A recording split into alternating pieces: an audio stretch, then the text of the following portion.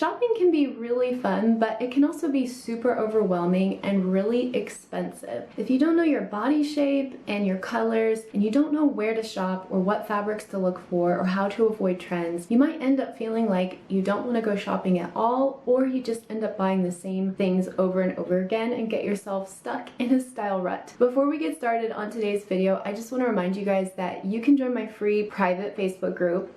Say that 5 times fast. The link is in the description box below, but it's a great group for fashion enthusiasts who want to build a classic capsule wardrobe on a budget, and you can join for free by clicking the link in the description box. Plus, I go live every Thursday at 12 p.m. Eastern Standard Time and do a free training for you. So it's a really fun, valuable thing if you're just looking for a place to build community and figure out how to create a classic capsule wardrobe. It can be a little challenging to answer this question simply because what some people might define as classic is one thing versus another, and fashion is always changing in subtle ways.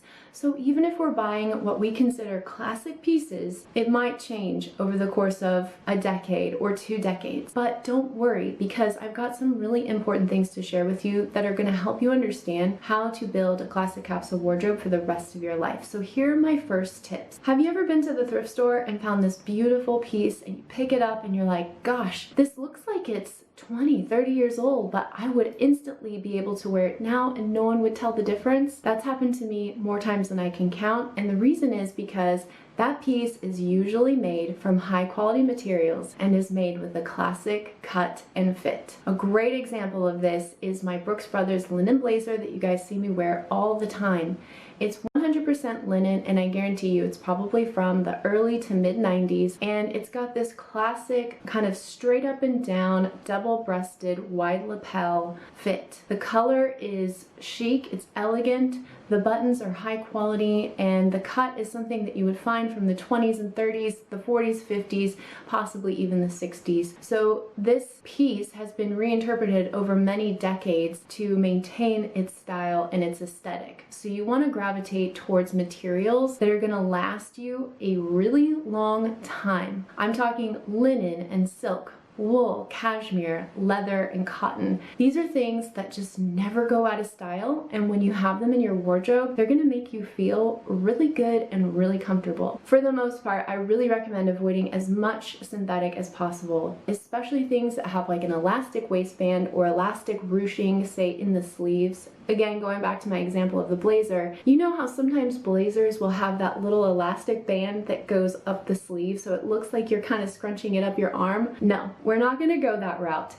Again, with the blazer example, stay away from like jersey blazers if you can possibly do it. Now, I'm not gonna say that 100% of these rules you have to follow all the time, but these are things that I have personally found that help me build a classic capsule wardrobe that lasts me forever. So if you're going to be looking for a classic blazer, try to stay away from little details that are going to date it. So perhaps there's a really intense color or really intense print. Maybe it's the style of the sleeve. Maybe it's got those fake folded up cuffs or the ruching that we talked about in the sleeve. Perhaps it's got like a really intense peplum waist or some ruffles or really cheap buttons or really cheap zippers. Stay away from things like polyester and poly blends, things that are blended with natural fiber. So if you've got a natural fiber like linen or cotton or silk and it's blended with a synthetic, it's going to wear out super fast and start pilling and create these little balls on your clothes, and you're never going to want to wear that piece again. So I highly recommend avoiding synthetic fabrics if at all possible. And now we're going to talk about, which we've already been kind of discussing, how to avoid certain things that are going to date your piece. So as we touched on just a moment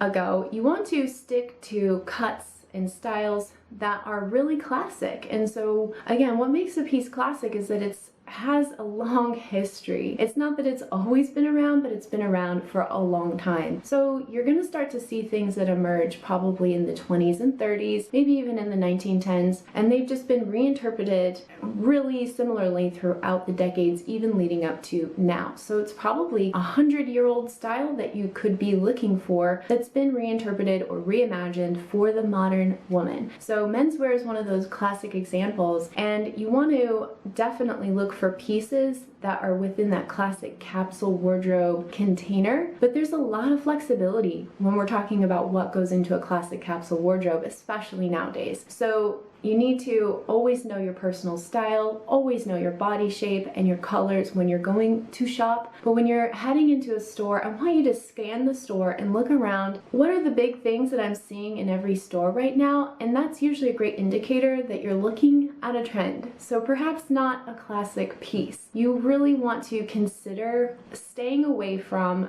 really intense prints and patterns, unless they definitely fit your style profile and perhaps they're actually classic print and pattern. So polka dots, stripes, some paisleys, you could even work into your wardrobe. And then there are patterns that I would say can be worn in a really classic way, like tropical patterns or animal print or leopard print, something like that. Sometimes you'll see prints that actually include animals, almost as if they're a repeating pattern, not an animal print per se. Think of a lobster or bear or bird or something like that, an elephant or a giraffe. These are really routine prints that I'll see again and again, or perhaps it's like an ice cream cone or a pair of sunglasses. I think that those will immediately date your piece and put you in a very specific time period. So I would say avoid stuff like that. And then if we're going to be looking at other design details, I would stay away from excessive use of certain design elements like lots of zippers, lots of tassels, lots of buttons, unique cuts that are really specific. So a lot of these things kind of cropped up in the 90s and in the early 2000s and mid 2000s, and now they're just out of style. So consider that less is more when you're looking at a garment.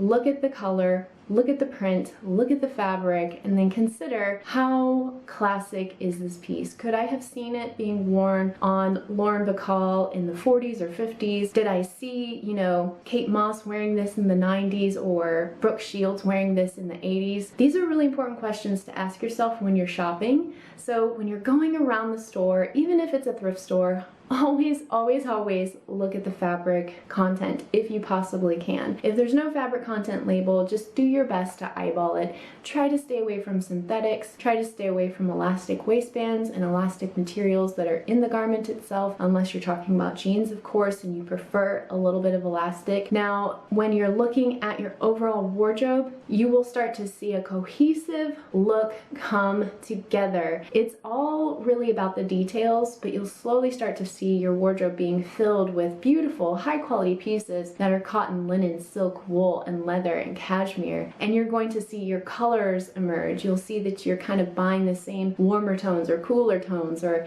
you'll have a couple pops of bright color in there, and then maybe a few strategic prints and patterns like polka dots and stripes, and maybe even paisley or animal print. To wrap up this video, I've got a few closing thoughts and resources for you. So one, it takes time to go shopping, it takes money to go shopping, and you need to just be patient with yourself and explore. You need to explore not only your town where you live, but also the internet. So like if you love the brand, let's say Ralph Lauren, you could Google brands similar to Ralph Lauren, or brands that I need to know about, or brands for French girl style, or brands for minimalist style. And the internet will provide you with tons and tons of resources. And just start building up a database of brands that really inspire you. Then you can start to study how these brands are putting out new collections, what pieces are really high quality and which ones aren't. And you'll have that decisive eye that helps you cut out all of the noise and focus on only the cream of the crop. And if you're curious about how to build a classic capsule wardrobe, I highly recommend checking out my ebook. It's the French Capsule Wardrobe, and it has 80 done for you looks, and it has resource section, a journaling section to help you figure out your personal style,